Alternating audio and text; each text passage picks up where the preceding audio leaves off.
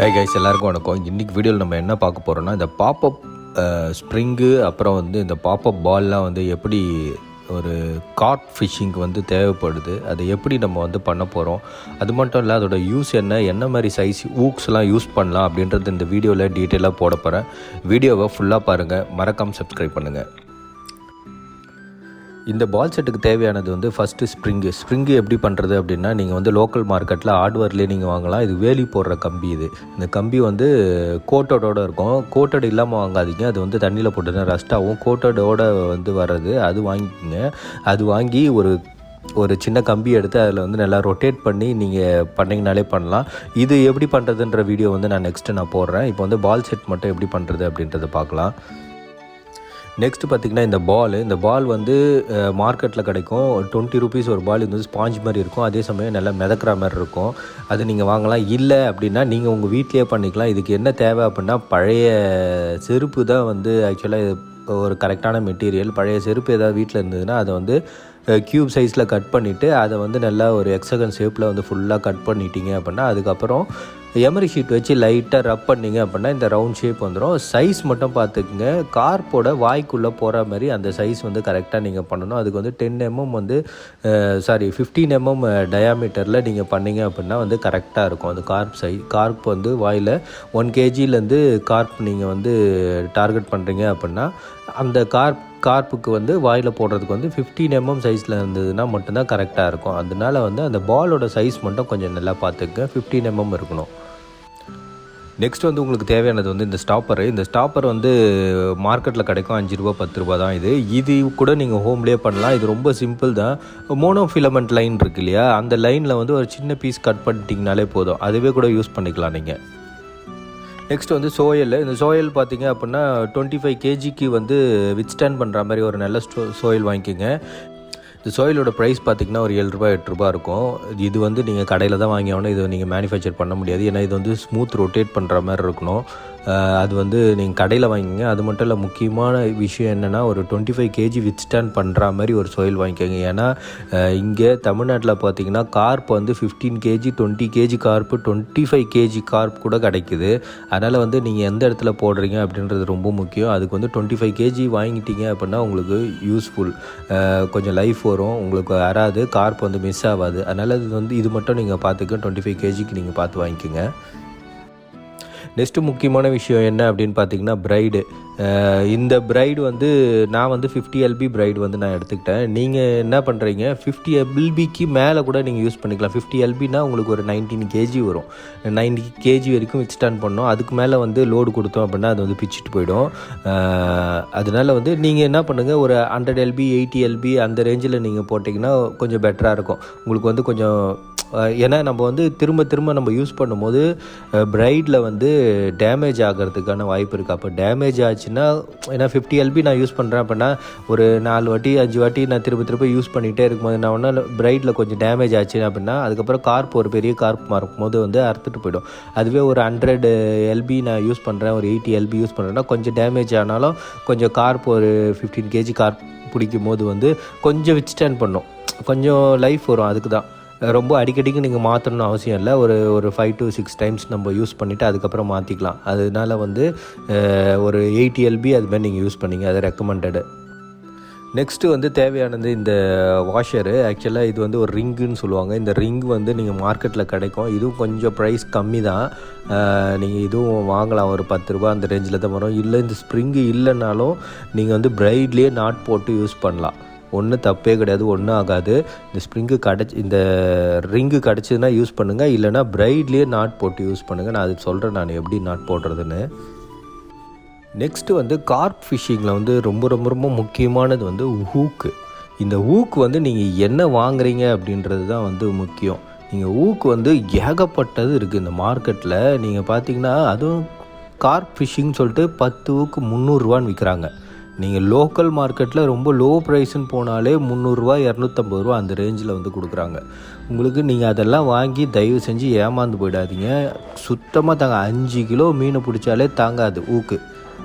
பார்க்குறதுக்கு நல்லா யூ ஷேப்பில் இருக்குமே கண்டி, ஆனால் தாங்கவே தாங்காது.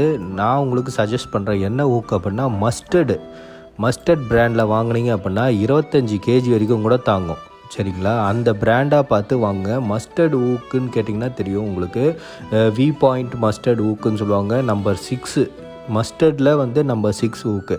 இது மட்டும்தான் நீங்கள் யூஸ் பண்ணணும். தயவு செஞ்சு வேறு எந்த ஊக்குமே யூஸ் பண்ணாதீங்க. எதுவுமே வந்து தாங்காது.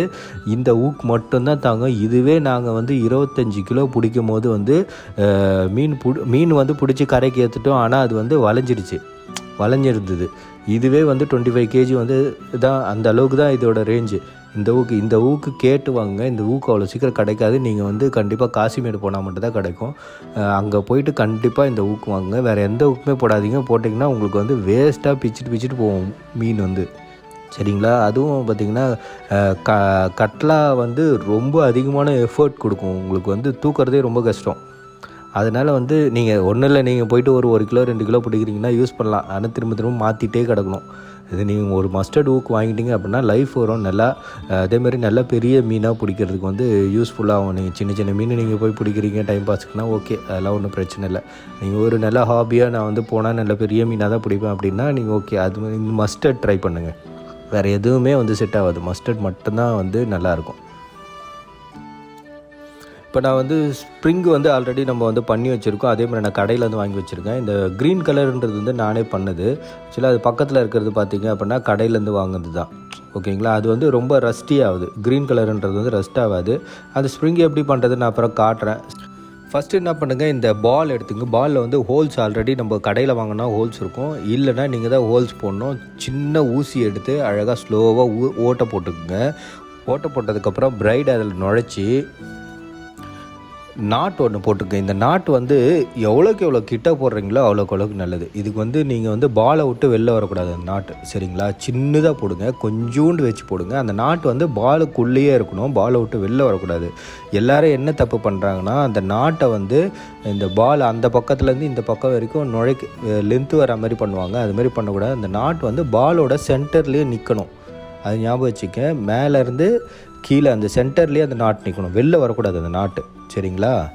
இந்த நாட் போட்டதுக்கப்புறம் அந்த எக்ஸ்ட்ரா இருக்கிறது வந்து கட் பண்ணிவிடுங்க. கட் பண்ணிவிட்டு அது வந்து லைட்டாக பேர்ன் பண்ணி அந்த எட்ஜஸ் வந்து பிரிஞ்சு வராமல் பண்ணிவிடுங்க. நெக்ஸ்ட்டு பார்த்திங்கன்னா நான் எவ்வளோ சின்னதாக போட்டிருக்கேன். அந்த நாட்டை நீங்கள் புல் பண்ணும் போது அது வெளில வராது. அது பாலோட சென்டர்லேயே வந்து நின்றுடும். நாட்டை வந்து புல் பண்ணுறதுக்கு முன்னாடி அதுக்கு தேவையான அந்த ஸ்டாப்பர் நான் சொன்னேன் இல்லைங்களா, அந்த ஸ்டாப்பரை வந்து அதில் வச்சுருங்க. உங்கள்கிட்ட அந்த ஸ்டாப்பர் கிடைக்கல அப்படின்னா மோனோஃபிலமெண்ட் லைனை ஒரு சின்னதாக கட் பண்ணி அதில் வச்சுட்டு கூட நீங்கள் பண்ணலாம். வச்சுட்டு புல் பண்ணிவிடுங்க. நெக்ஸ்ட்டு வந்து இந்த ரிங்கை வந்து அந்த இன்னொரு சைட்லேருந்து அந்த பிரைடோட இன்னொரு சைடில் உள்ளே விட்டு ஃபுல்லாக அந்த பாலோட எட்ஜஸ் வரைக்கும் எடுத்துகிட்டு போயிடுங்க. சரி, இது எட்ஜஸ் வரைக்கும் எடுத்து போயாச்சு. எடுத்து போனதுக்கப்புறம் சரி இது எப்படி நாட் போடுறது அப்படின்னு பார்த்தீங்கன்னா சிம்பிள். நீங்கள் வீட்டில் பூ கட்டுறது எப்படின்னு உங்களுக்கு தெரியும்னு நினைக்கிறேன். வீட்டில் லேடிஸ்லாம் பூ கட்டுவாங்க, அந்த நாட்டு தான் இது. சிம்பிளாக அந்த பூ கட்டுற நாட் போட்டு ஒரு புல் பண்ணிங்க அப்படின்னா எட்ஜில் கரெக்டாக அந்த எட்ஜில் பக்கா உட்கார. வேறு நீங்கள் எந்த நாட் போட்டாலும் எட்ஜில் உட்காராது, கேப் விழுந்துடும். அப்படி கேப் விழுந்ததுன்னா பால் லூஸ் ஆகி உங்களுக்கு பால் உடஞ்சிரும். சரிங்களா. கரெக்டாக இருக்கும். அதே மாதிரி அந்த நான் சொன்ன அந்த பாலோட எட்ஜு வந்து சென்டரில் இருக்கிற மாதிரி அந்த முடிச்சு சென்டரில் இருந்ததுன்னா பால் ரொம்ப டைட்டாக இருக்கும், எந்த பிரச்சனையும் இருக்காது உங்களுக்கு. பாருங்கள் எப்படி நம்ம அந்த நாட் போட்டிருக்கோம் அப்படின்ட்டு. நெக்ஸ்ட்டு வந்து அந்த ரிங்கு சொன்னேன் இல்லைங்களா, அந்த ரிங்கை வந்து ஊக்குக்குள்ளே நுழைச்சி கரெக்டாக அந்த டாப்பில் வர மாதிரி வச்சுட்டு நாட்லெஸ் நாட் போட்டு ஃபுல்லாக டைட் பண்ணிவிடுங்க.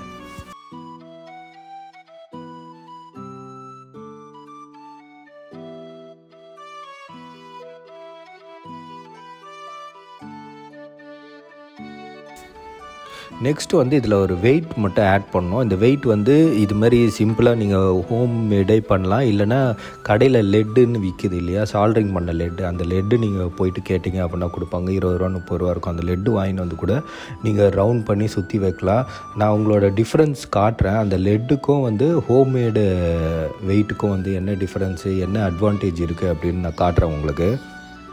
ஒன்ஸ் இந்த வெயிட்லாம் ஆட் பண்ணதுக்கப்புறம் ஃபைனலாக வந்து நீங்கள் வந்து டபுள் நாட் போட்டு அதை வந்து ஃபினிஷ் பண்ணிவிடுங்க. லென்த்து வந்து எவ்வளோ லென்த்து அப்படி இருக்கணும்னு பார்த்தீங்கன்னா கரெக்டாக ஒரு 10 சென்டிமீட்டர் லென்த்து வச்சு நீங்கள் கட் பண்ணிங்க அப்படின்னா கரெக்டாக இருக்கும். 10 சென்டிமீட்டரில் கட் பண்ணிட்டு நாட் போட்டு அதை வந்து எடுத்து வச்சுருங்க. எட்ஜஸ் எல்லாமே வந்து லைட்டாக பேர்ன் பண்ணி அதை நெருப்பு மூலிமா வந்து லைட்டாக சுட்டுடுங்க. ரொம்ப நெருப்பு வச்சு பற்ற வச்சிடாதீங்க. லைட்டாக நெருப்பு வச்சிங்கன்னா அப்படியே கையில் அப்படி தட்டிங்க அப்படின்னா அது வந்து பிரிஞ்சு அந்த நூல் வந்து ஏன்னா பிரைடுன்றதுனால உறிஞ்சி வரும். அது உறிஞ்சி வராமல் இருக்கிறதுக்கு தான் வந்து நான் பற்ற வைக்க சொல்கிறேன். வேறு ஏதாவது நீங்கள் கட் பண்ணுறதுக்கு பற்ற வச்சிடாதீங்க. இது வந்து உறிஞ்சி வராமல் இருக்கிறதுக்காக வந்து லைட்டாக பற்ற வைக்கணும் எட்ஜஸ், அவ்வளோதான். சரிங்களா? ஒன்ஸ் கம்ப்ளீட் ஆனவுடனே நம்ம ஸ்ப்ரிங்கில் அதை எடுத்து ஃபிக்ஸ் பண்ணிடலாம். ஃபிங்கில் வந்து ஆக்சுவலாக நாங்கள் வந்து 2 தான் யூஸ் பண்ணுவோம். 2 ஊக் போட்டு தான் நாங்கள் வந்து ஃபிஷ்ஷிங் பண்ணுவோம். 2 பால் தான் இருக்கும். 2 பால் 2 ஊக் போட்டு 2 தான். இந்த எட்ஜில் ஒன்று அந்த எட்ஜில் ஒன்று போட்டு தான் நம்ம வந்து ப்ராக்டிஸ் பண்ணிகிட்ருக்கோம். அதுவும் நம்ம டார்கெட் பண்ணுறது பெரிய சைஸ்.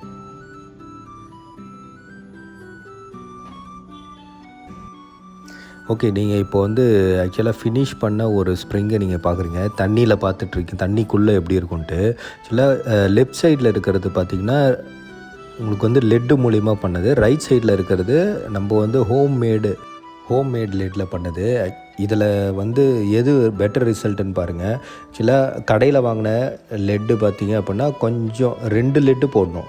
டாப்பில் ஒன்று பாட்டமில் ஒன்று போடணும். ஆனால் நம்ம ஹோம்மேடில் வந்து நம்ம 1 லெட்டு போட்டால் போதும். அதுவே வந்து எஃபெக்ட் நல்லாயிருக்கும். சரிங்களா? அழகாக வந்து சூப்பராக உட்காந்துருக்கு பாருங்கள். ரைட் சைடில் இருக்கிறது ஹோம்மேடு.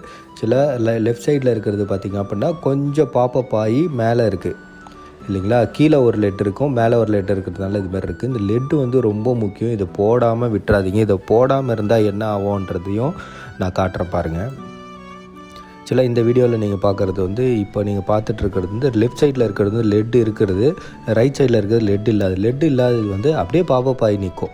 ஓகேங்களா? லெட்டு இருக்கிறது வந்து பார்த்திங்கன்னா எப்படி ஒரு யூ ஷேப்பில் நிற்குது பாருங்கள். சரி, இப்படி இருந்தால் என்ன தப்பு, இப்படியே இருக்கலாமே அப்படின்னு நீங்கள் கேட்கலாம். இது வந்து நீங்கள் வந்து ஃபீட் பண்ணும் போது வந்து அந்த சாப்பாடு இருக்குல்ல, அது வந்து ஸ்ப்ரெட் ஆகி ஓவராக ஒரு ரவுண்ட் ஷேப்பில் ஸ்ப்ரெட் ஆகிருக்கும். மோஸ்ட்லி பார்த்திங்கன்னா கார்ப் வந்து ஸ்ப்ரெட் ஆனதை சாப்பிட்றதுக்காக தான் பார்த்துட்ருக்கோம். அப்படியே கொஞ்சம் கொஞ்சமாக சாப்பிட்டுட்டே இருக்கும்போது நம்ம பால் அது பக்கத்தில் இருந்தோடனே அதுக்கு டக்குன்னு அந்த பாலை முழுங்கும் போது வந்து உங்களுக்கு மாட்டோம். சில இன்னும் கூட இந்த லெட்டு வந்து இன்னும் கூட பக்கத்தில் வைக்கலாம்.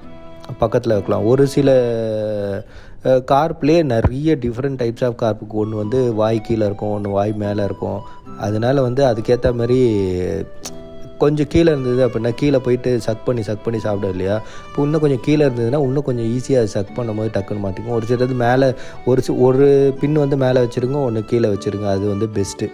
அப்படி வச்சிங்க அப்படின்னா மேலே வந்து சாப்பிட்ற மீனுக்கு வந்து அந்த பால் வந்து ஆக்டிவேட் ஆகும், கீழே இருந்து சாப்பிட்ற மீனுக்கு வந்து இந்த பால் வந்து ஆக்டிவேட் ஆகும். அது மாதிரி வந்து நீங்கள் யூஸ் பண்ணிக்கலாம். ஓகே கைஸ், தேங்க்ஸ் ஃபார் வாட்சிங். வீடியோவை ஷேர் பண்ணுங்கள், மறக்காமல் சப்ஸ்கிரைப் பண்ணுங்கள்.